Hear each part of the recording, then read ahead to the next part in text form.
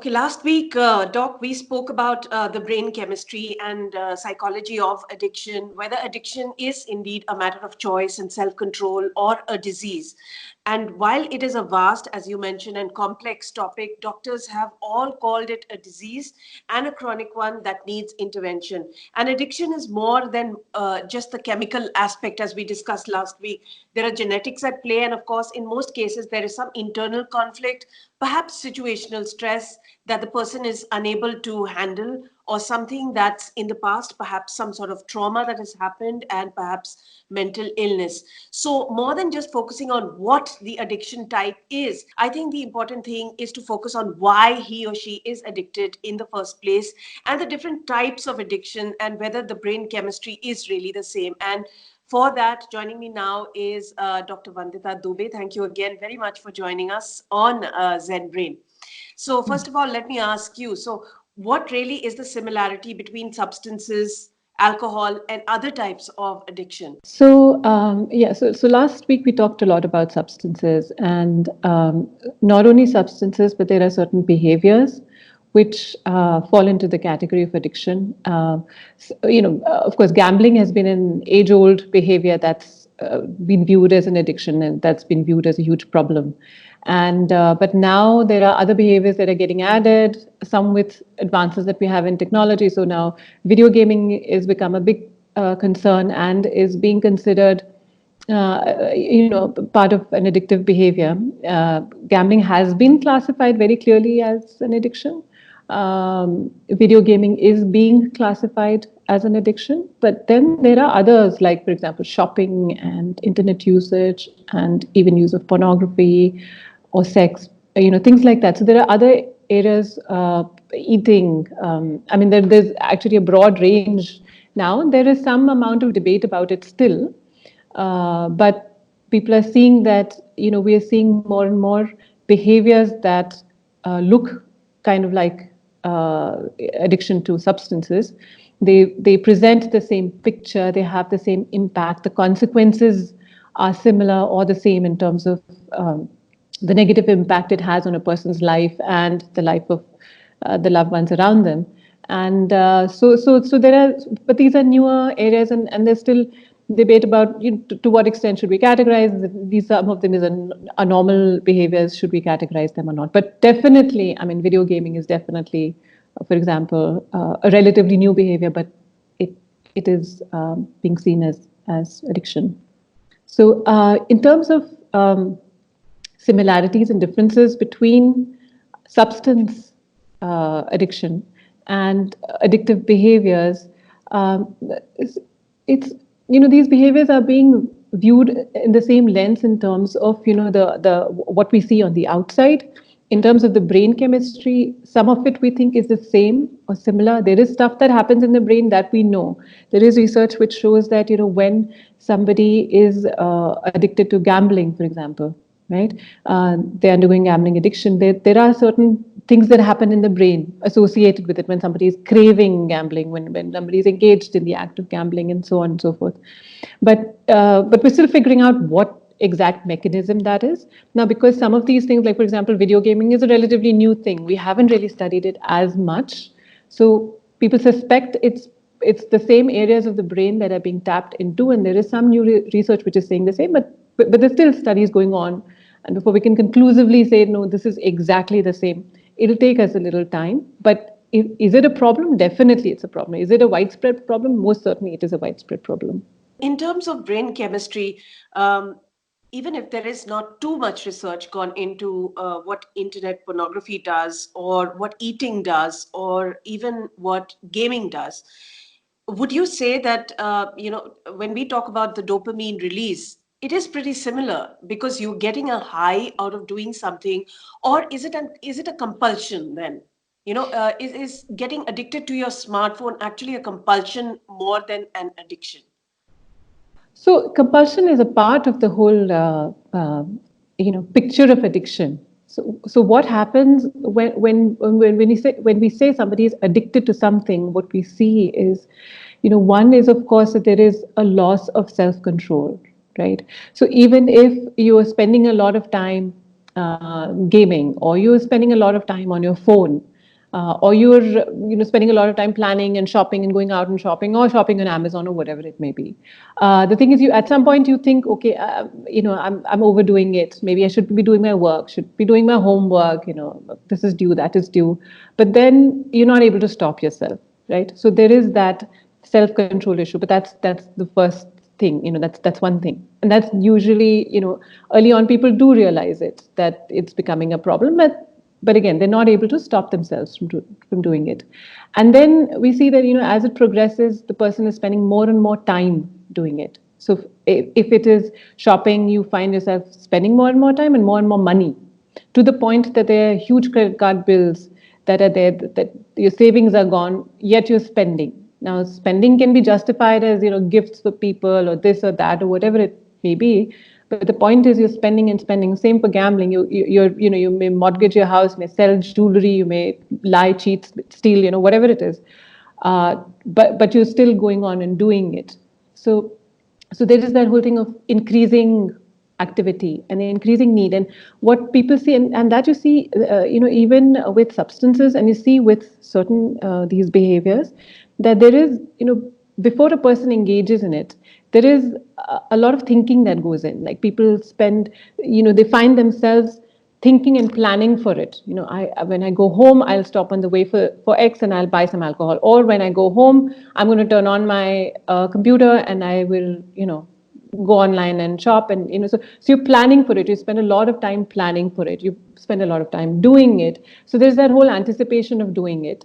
And then, there is some sort of anxiety that builds with it. That's that whole craving part of it, then the compulsion to do it because you're craving it, you need it. So you're craving a substance, or you're craving a behavior, an activity, and you compulsively seek it out, you do it. And once you do it, there is this feeling of, initially at least, there is a sense of relief.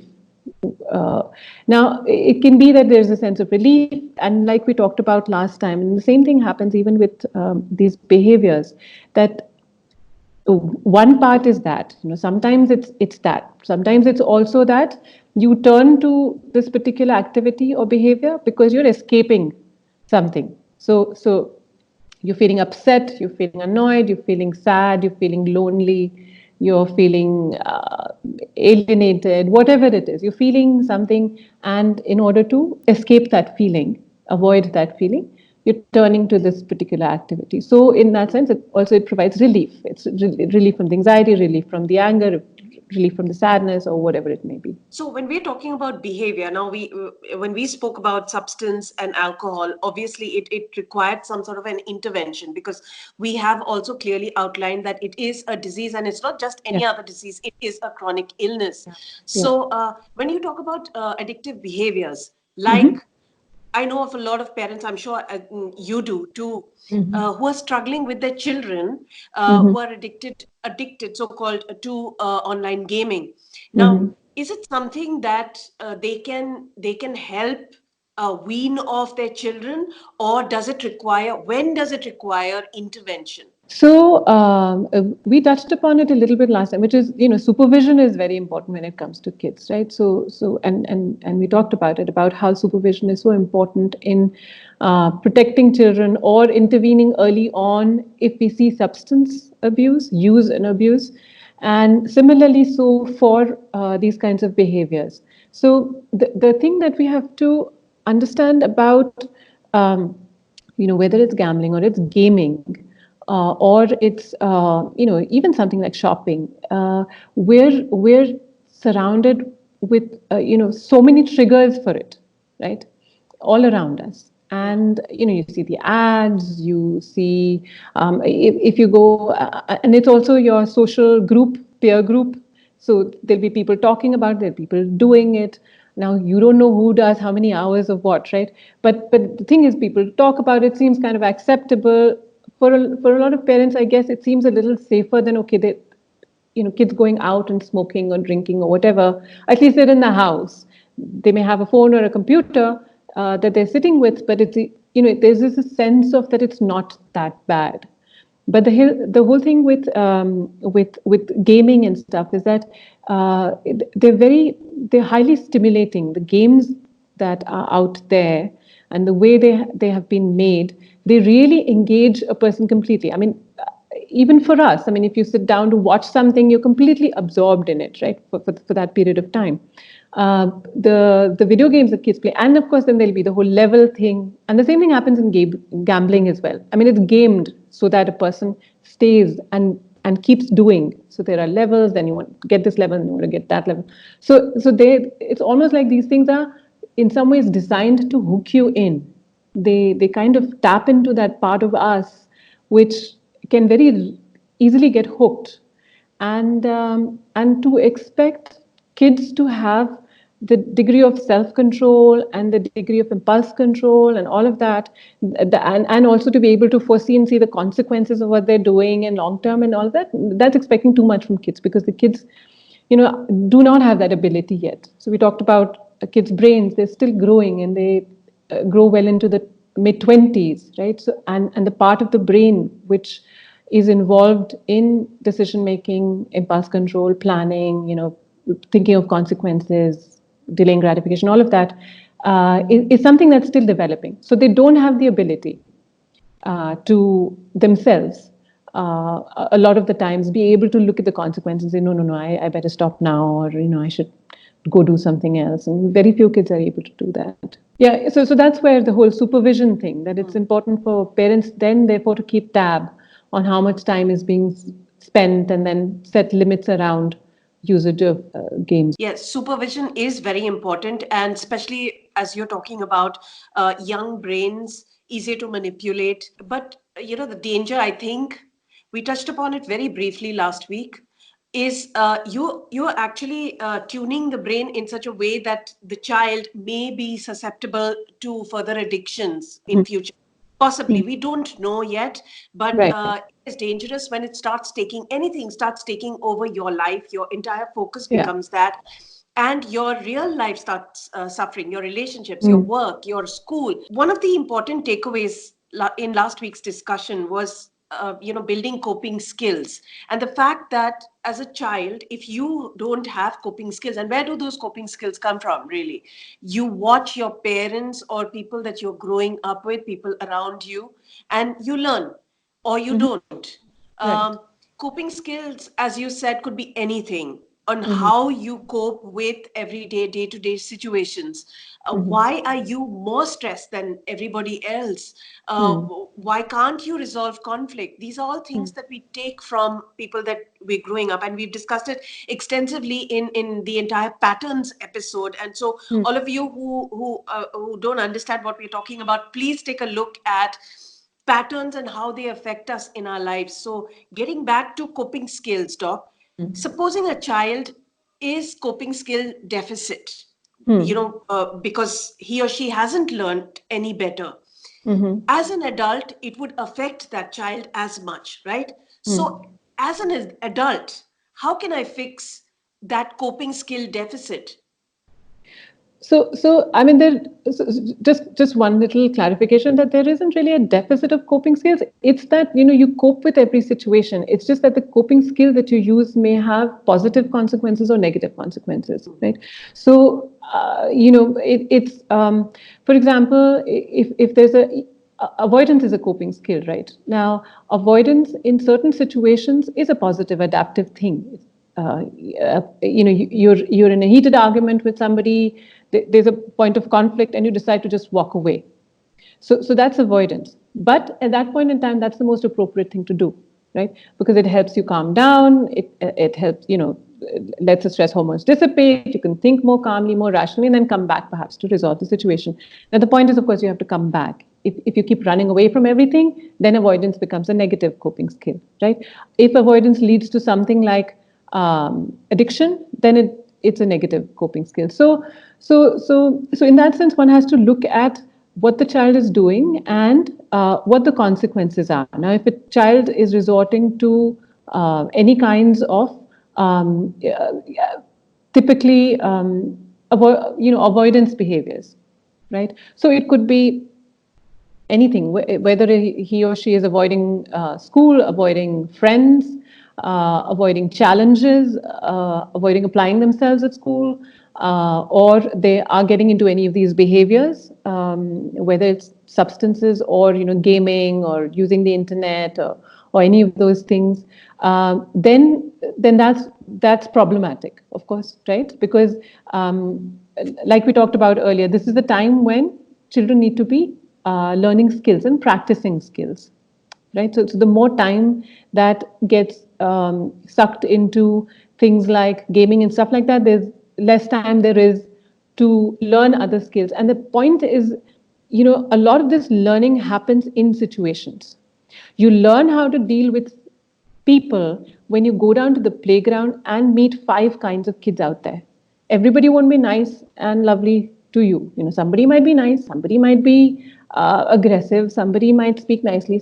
So it's just figuring out, okay, there are different kinds of people, and how do I deal with different kinds of uh, people, different kinds of behavior? Where do I put my foot down? And just also figuring out who you are, because each child is different, and that's where their temperament comes into play. There is one child who'll go out there and say, okay, hang on, how can you say that to me, right? That's not done. There's another child who will feel more comfortable saying, okay, fine, it's better to just avoid this person because this person means trouble, right? So their coping skill would be to avoid for that point in time, and that's okay, because you don't, if you feel that why take on a bully if you can't, right? So it's very situation specific. But for a child to develop the sense and to figure out what coping skills they need and what will work, what will not work, they have to go and try it out. This is not theory. Nobody can give theory to anybody about like how to cope with things, right? You spoke about social skills, building social skills and therefore coping skills, right? Mm-hmm. If you don't face situations in the playground, if you Mm-hmm. don't interact with everybody in your Mm-hmm. school, in your class, or whatever, Mm-hmm. those skills are just not going to develop Yeah. on the internet, right? Mm-hmm. Now, Sure. this brings us to a very important point where you see a majority of kids on their smartphones, where all Mm. lessons are on smartphones, right? Yeah. Yeah. Social interaction is reducing on a daily Yeah. basis. Yeah. Yeah. That's also affecting how you're coping with situations. And therefore, Mm-hmm. more and more youngsters, do you find, are unable to cope with the reality of every day? No, that's true. I mean, that is becoming a very big concern now. And loneliness is a big concern now, right? So you may be, you may spend a large part of your time on social media, but you can be extremely, extremely lonely. In fact, there's very interesting studies now which show that, you know, people who resort a lot to the use of the internet and social media are people who it's a cycle. They get stuck in a cycle where you feel lonely, and to get rid of your own loneliness and whatever other feelings you might have, low self-worth or esteem, whatever it is, you turn to social media because that's the easiest thing around, right? You don't have to call anybody, you don't have to. Now, the thing is, when you're with somebody, with a friend, a colleague, a neighbor, whoever, um, there is a risk that you're always taking in a relationship, right? Will the person respond to me or not? Will they speak nicely to me or not? Will they reciprocate my interest in them or not? And so on and so forth. So the easier thing is to stay behind the screen, right? And put yourself out there, or be there. But the point is that as long as that screen is there is no real connection. And if there is no real connection, that deepens a sense of loneliness. So the more lonely you feel, the more you resort to Facebook and things like that, social media. And the more you do that, the more lonely you feel. So it's just a feedback loop, and people stay stuck in that. So yeah, you're absolutely right that to have real relationships, and real relationships are important. Eye contact is important. Touch is important. As human beings, that's those are the things that we need, right? And when none of that is happening, then you're right, social skills don't get developed, and we're seeing a lot of these issues now. There is a high degree of anxiety amongst young people. There is social anxiety. There is loneliness and depression. So all of these, and not just young people, of course, millennials, grown-ups, it's, I think, all across. But going back to something that you were saying earlier, which is Kids are very vulnerable to all of this. Kids need to practice these skills to be able to develop them, to be able to know how to get by and how to deal with disappointment. You wanted to make friends with somebody, but they chose to be friends with somebody else, or they were friends with you yesterday. And it happens a lot with kids, right? You'll hear a lot of it. And boys will go through their own phases. Girls will developmentally go through their own phases. There's a lot of that stuff that happens there. But okay, so how do you deal with the disappointment of now your friend is not talking to you anymore? Now she's friends with somebody else. How do you deal with the rejection? How do you come back to it? How do you come back to those relationships? How do you learn how to sustain relationships despite differences or arguments or fights or any of those things? So yeah, so all of that, and then added to that what you were saying earlier, and I want to repeat it again, is when we give the easy out, which is any kind of an addictive behavior, right? You immerse yourself in video games or whatever it is. Then yes, the brain is young, and the brain is absorbing everything. It's like a sponge. It is like a sponge, a young person's brain, and it is learning these behaviors, then this becomes a coping skill. If I have relied on this, now it's very difficult for me to really step away and say, okay, what is the impact it's having on me? And even as grown-ups, it's so hard for us to not check our phones when we get up in the morning, to leave our phone in the house and go away for the whole day, right? So if as grown-ups we find it so difficult, and this is not like I mean, I think most of us don't have such critical jobs that we have to be on the phone all the time, right? Yet we find it so difficult to move away from it, and expecting that from young kids is expecting a lot. So they have an even lesser degree of self-control naturally. So for those reasons and the fact that the brain is learning, we know for sure, we know that young brains, when they're exposed to substances, have a much harder time. Recovery is much harder for them. Relapse rates are much higher. If you started drinking or smoking, whatever it is, when you were younger. Uh, I mean, there's research that I said, which is still on because some of these behaviors are new. But I mean, I wouldn't be surprised if the findings come back to say that this is what's happening with gaming and video gaming and internet usage and stuff like that as well. And that it's No, leaving you vulnerable to other addictions. leaving you vulnerable to other addictions. This is very, very important. And let's reiterate this, because a child who gets addicted to gaming could be more vulnerable to other addictions because the brain chemistry is changing. I just want to make 2 points here. One, that you said that these become, your ability to get addicted to either your smartphone or gaming, or whether it's internet porn, or whether it's shopping, it becomes a coping mechanism. When we're talking about kids, there is no perfection or Mm. perfect world out there. All of us have struggled in some way or the other with coping, right? And so Mhm. it's no different for children. And children should not think it's the end of the world, because there's always resolution. Too, Mhm. this is where parents come in, and how vigilant they are, and this whole supervision that we're talking about. This is where you engage with children. Now, how you do it is of course, one size does not fit all, and this is something that keeps coming up. Coping mechanism where Mhm. kids are told you're perfect, everything is fine with you, you're the best.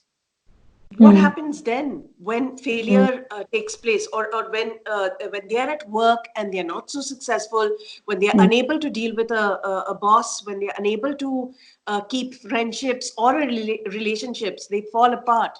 So Mhm. how does one build that coping mechanism or coping skill? You're absolutely right. See, so we're always teaching kids, right? We're always through things that we react to, we respond to, through things that we don't react to, don't respond to. So it's the things that we say and the things that we don't say that send a message out to a child. So you'll see, little 1 year olds, 9 months old, 1 year old, 1.5 year olds out in the park, and they're learning to walk, right? They're unsteady and they're trying, and then they stumble and fall. Now, if you're there at every step, one is if you prevent them from walking, they'll never learn how to walk, right? The other is, when they fall, how do you react, right? So if you just hang back, and at some point, as parents, all parents have to learn to just hang back and just let the child go, and let them fall and get up, and walk again, and they'll fall again, and they'll get up and walk again, right? If you never give them the opportunity to do that, they'll never figure out that it's okay. You fall, you get up, you walk again, right? So that's like starting from that point. It's children need, so that's one of the things for children to develop an ability. So it's a lot of these things are connected, right?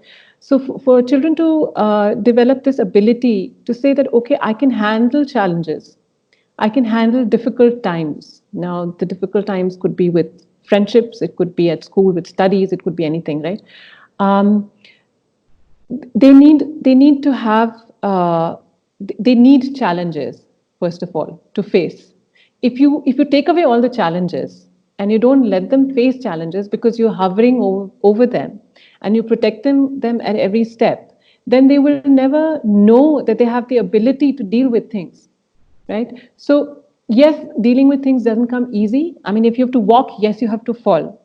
If you fall, you will get hurt a little bit, but is it going to last a lifetime? No, it won't. It will be gone like in less than a minute. The child forgets and moves on, right? So the thing is, children need a lot of challenges. They need a lot of avenues in which, you're there, you supervise, yet they have responsibilities that they can fulfill and feel that they can do things, and they can do things successfully. Or if they have trouble, they have to try once, they have to try a second time, they have to try a third time. The things don't always come easily, right? Or things don't come always automatically. Now, if a child is, a lot of kids have it, right? You move to a new place, kids will be hesitant about going down and making friends. Now, that's natural, right? But then you have to push a little, saying, okay, no, go. If you go and make friends, you know that, okay, fine, I can do it. I have done it. I can do it. And that stays with you, right? But if you say, okay, fine, okay, never mind, don't go, or don't ride the bicycle, it's okay, or don't do this or don't do that, and you give in, then the child is not going to have the opportunity to learn that they can do those things. So that's kind of part of that. Um, Going back to what you were saying in terms of coping skills, again, as if you watch out and if you're supervising, then also you can help children figure out what coping skills work. What are the consequences? What are the pluses and minuses? If I spend 5 hours sitting on the internet, then my homework will not get done. My teacher is not going to be happy with me, and I will miss out on certain activities and so on and so forth. So you have to sit down with the child and make them see that, see, this is what's happening. This isn't such a great thing for you to do.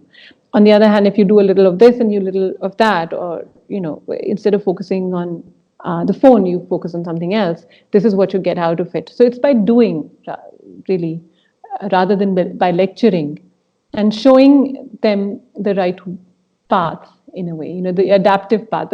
But I think for that, as parents, we have to ourselves figure out what, right now, I think the challenge is to figure out what is the right path, what is the adaptive path, what are computers and phones doing to us, then what are they doing to the kids.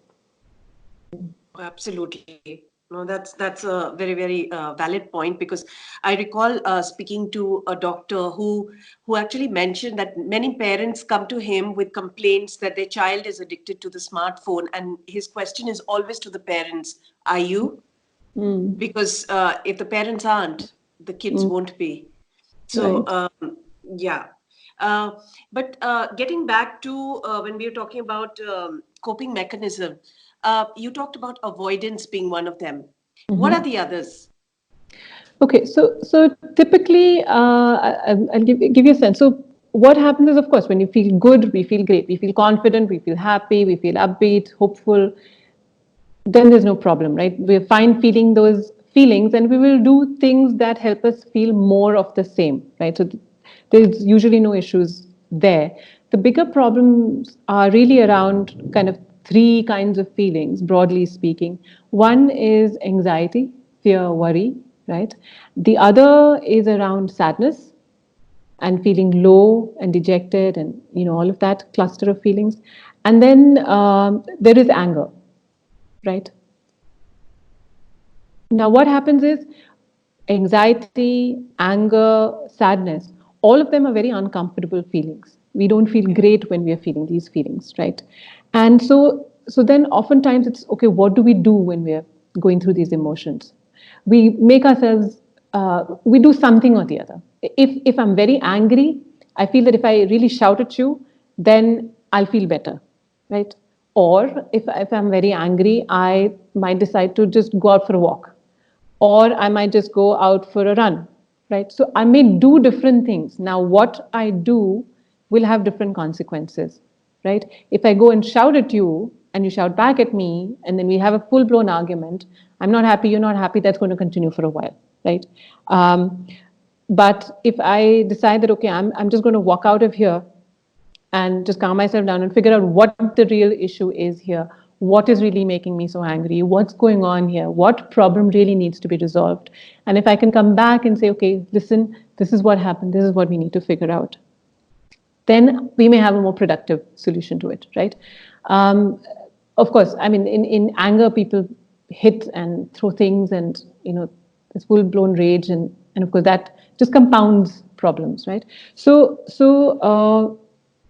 there is so now anger is one of those emotions which is a very outward emotion. It's a strong emotion, and it typically evokes action of some kind of the other, right?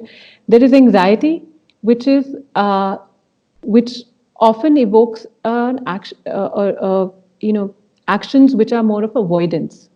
If I fear something, then I don't want to go there. If I'm scared of aeroplanes, I would rather not sit in an aeroplane, right? If I'm scared of talking to my boss or just people out there, then I will just avoid it, right? I don't want to do it. So there's that range of behaviors that will flow from avoidance and because you're scared, because you feel anxious. And then there is sadness, right? So when I feel low and I feel sad and I feel pretty bad about myself and my life and all of that stuff, then that emotion is actually a very makes you very inward looking. It actually makes you very, it's like when you stub your toe, your attention is on your toe. All you can feel at that point is the pain and what's happening, and you're completely focused on that pain. Sadness is one of those emotions which really makes you very focused on what's going on internally with you and around you. And in that process, what you do is you can distance yourself from others. You're not focused on others. You're not focused on what's going on around you, your work, other activities, this, that, right? So you become very self-focused. So there are behaviors that flow from there. Now, the thing is that, like I said, you have to look at the pros and cons of each behavior. Look at what whether what you're going to do, are there pluses, are there minuses, are there more pluses or more minuses, right? So if I'm feeling anxious and I avoid things, I'm always going to be anxious about that thing. The situation or the problem or my anxiety is not going to go away, right? So then you have to learn how to slowly face your fears, right? Find out And why. find out why. Yeah, find out why, and then so the thing is, for any of these emotions, and we talked about in our very first episode, the whole beliefs thing, right? Uh, and this is a CBT perspective, but it's a very valuable perspective because it's something that's been used all over very effectively. Is this understanding that our thoughts are connected to our emotions, that are connected to our behavior. All three are connected, right? So that's the cycle in which we operate. How we think affects how we feel, and then that affects what we do, and what we do affects how we think and feel, and everything's connected. Now, if we want to change anything, if we want to, and especially if we want to change how we feel, then we have to change what we're doing. We can start with that, or we can change with what we're thinking and start with that. So coping skill is also, when it comes to internal emotions and one's internal state, emotional state, it's about changing that mood, changing that feeling. And one of the ways to change that feeling is by changing what one is thinking at that point in time, right? And then, of course, there are ways to do that, about how do you change what you're thinking right now. So the first step, like you said, is to pause and say, okay, what is going on inside me? What am I scared of? what really is my fear? Is it really such a big fear? Is it really such a realistic fear? And do that evaluation. If it's sadness, then say, okay, is really my life so worthless? Who says that? And then with sadness, it's also important to actually, because it's such an inward looking emotion, I mean, it makes you so inward looking. It's also important to also start with some behaviors. If you start reaching out to friends, you'll feel a little less lonely, right? If you start going out and exercising, it'll help improve your mood. So these are coping skills. Exercise is a great coping skill. Whether you're angry and decide to go for a run, or you're feeling sad but you say, okay, fine, I'm just going to go for a workout, any kind of an aerobic workout, I might start feeling better, right? And so it depends on how you're feeling. But the thing is, feelings are really, a gateway to figuring out what's going on internally, what's going on in the space of our thoughts, our thinking, and changing that thinking at some place. Or if changing thinking takes time, if some of those thoughts have been there for such a long time, they're not going to change in a minute or even a year or even 2 years. May take a while. So the thing is, parallelly, you can also change some of your behavior and think of more adaptive behaviors that you can do. So in that whole gamut of coping skills, these are the different things that one can do to. Right. You talked about fitness. One of Yeah. the things, would you say, getting back on track, or what we keep talking about, rewiring one's brain, really. Mhm. And the reason why we keep reiterating this rewiring is that, as we discussed the last time, and as we will keep discussing, is that the brain is plastic and it is possible. Like you Mhm. said, it's all connected to what your thoughts are, to what you feel, and to what you ultimately do.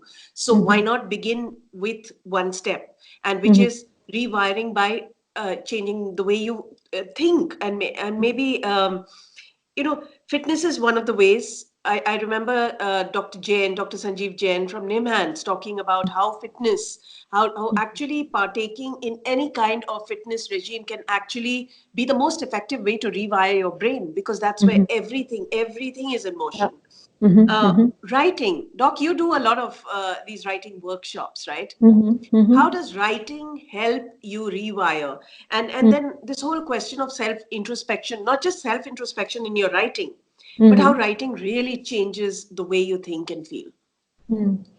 So one of course, the simplest and the most used is of course as an outlet for one's emotions and one's thoughts, and it's not always that you can find somebody to share all those thoughts with, uh, and also it's not that the other person will necessarily understand or empathize with what you're saying. So oftentimes, for a lot of people, it's that private space, it's that non-judgmental space where you can express your thoughts and feelings about something. But the idea here, the thing to be careful about is that writing is venting, yes, but writing shouldn't become a place to just recycle those thoughts, right? So Right. that's a very important thing to think about.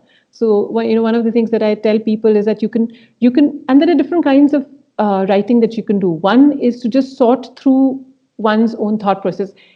Oftentimes, or most of the times, it's not that just we're thinking one thought at a certain time. There's usually a jumble of thoughts. Sometimes there's an overwhelming number of thoughts that we have, right, when we feel overwhelmed. And then it's about sorting through them, teasing them out, and saying, okay, I'm thinking this and this and this and that, but what really out of all this is the main thing? What is the thing that's really getting to me right now? What is it really that's upsetting me right now, or is a matter of concern or worry or whatever it is? And so finding that particular thought. So writing helps in sorting through cognitively, sorting through things.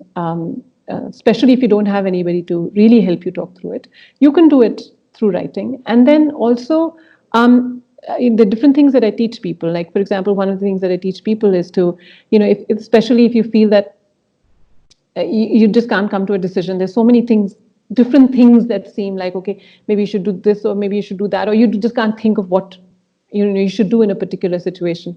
Then also it's about, okay, sit down and start writing and figure out, okay, what are the various things that you could actually do? The thing is, when you start putting down on paper, it becomes easier to grab hold of them. Otherwise, they're just kind of loosely, there's like a cloud that's there. And once you concretize it by putting it down on paper, then you can see it and say, okay, oh, I'm thinking this and I'm thinking this and this and this and this. And, you come up, generate a whole list of options. And then from that, you can go further and say, okay, what if I did this, what will happen? If I did that, what will happen? And do a much more structured thing. So it helps you structure thoughts when they're all kind of jumbled up and confused and overwhelming. So in that sense, definitely writing helps. Like you said, the brain, the amazing thing about the brain is the more we really use it, and um, and use it in different ways. So we can use it sometimes in ways. So there are neural circuits in the brain. From what we understand, the way it works is that information kind of flows in a certain way. Now, if we are always using that same thing, and if that same thing happens to be an addictive behavior, then that's where we see the whole problem then in getting out of that addiction, right? But if we use many different things, sometimes I listen to music to make me feel good, sometimes I go for a run, sometimes I draw or I paint, or I, you know, do something with mud. Uh, You're art, activating the entire you're brain. You're activating, activating. and absolutely. And the point is that our body and brain are connected.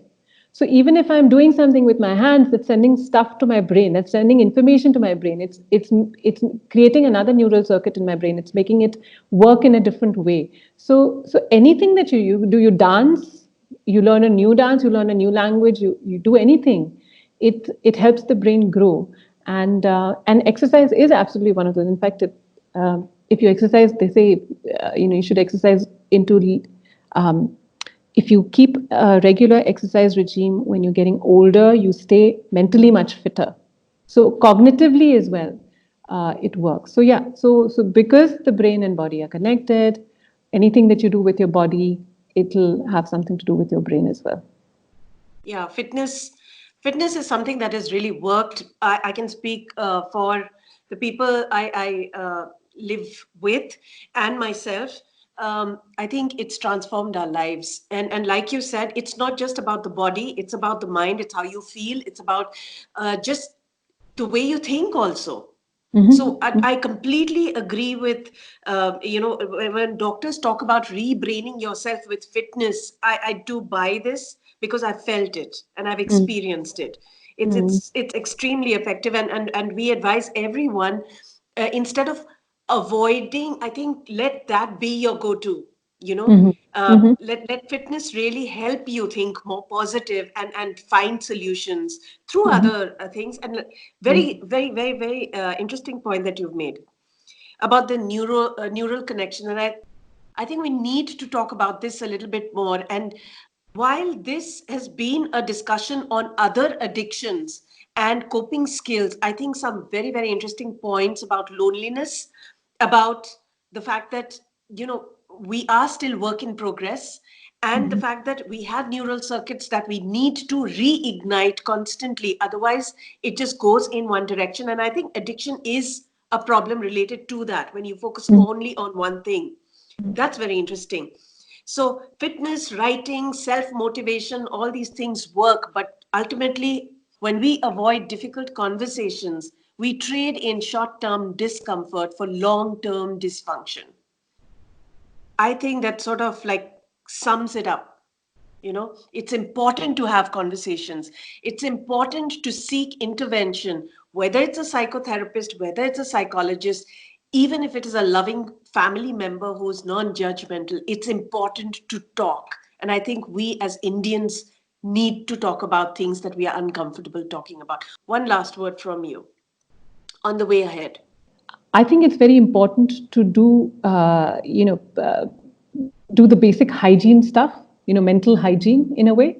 And it's doing positive things before a problem crops up. So you talked about exercise, right? And one big part of staying mentally healthy is exercise. There's also diet. There's also sleep. Sleep is extremely important. and creating and trying to sustain positive relationships, supportive relationships around you. So those are things that one can do and not wait for a problem to happen. It's not that, I'm starting to feel low and then I have to start an exercise program.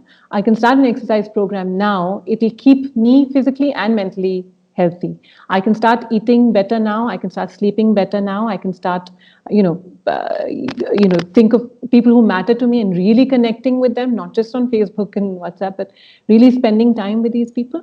So that's what I can do, and that's what I can teach kids to do. That's what I can show them, demonstrate through my activities, and also encourage them to do. So these are protective things that and preventive things that one can do in any case. And then, of course, if you're meditation is another big thing that's coming up now. I mean, and there's a lot of new research that's happening on meditation. You can start meditating on a regular basis. That does great things for the brain and emotion regulation and feeling better. So I would say, don't just wait to feel miserable and, don't wait to fall sick. Start doing these things. It will not only make you physically feel better, but also emotionally feel better, because the mind and body is connected. Doc, I have a question that has come in. Very interesting. Okay. So I'd ask people to send in questions. And this is the first question. Is religion also an addiction? See, religion helps a lot of people. It can be really a source of strength and support for a lot of people. Belief is supposed to be a great coping skill. Actually, people have done research and found that people who have faith in something are generally, emotionally happier. They're mentally happier. But of course, anything taken too far. Now, exercise taken too far can become an addiction, right? Control over food taken too far can become anorexia or bulimia, can become a problem, or overeating can become a problem. I would say probably the same way, perhaps religion taken too far can potentially become a problem. But otherwise, what research tells us is that faith, belief, is actually a very positive thing to have in one's life. Sonal, I hope that answers your question on whether religion is an addiction or not. I have another question coming from Amit, and he asks, is anger an addiction? Is your and I think we discussed it a little bit, Doc, earlier, on whether sometimes you tend to fall back on certain moods and emotions, and could anger be clubbed as one of the things that you're addicted to, constantly getting angry? So I think so people who constantly get angry, it's not really an addiction per se, but it is, yes, a fallback emotion, and that's another thing that that is actually a disorder as well. People especially who have explosive anger and who very frequently get into these outbursts, and anger is the most predominant emotion in their lives. That's actually a problem, and it's a disorder, and it's a disorder of how it's a disorder of behavior, but it's also a disorder of emotion and how they get triggered, and how they're not able to control their emotion and the emotional outburst. So it is a disorder. It's not really an addiction per se, but definitely it's a disorder. Anger, as you're saying, is a disorder, not necessarily an addiction. All right, Doc. On that note, thank you very much. We'll keep the questions coming in, and of course have you back to discuss more and more things, perhaps even on addiction itself. So thank you. Sure. Thank you.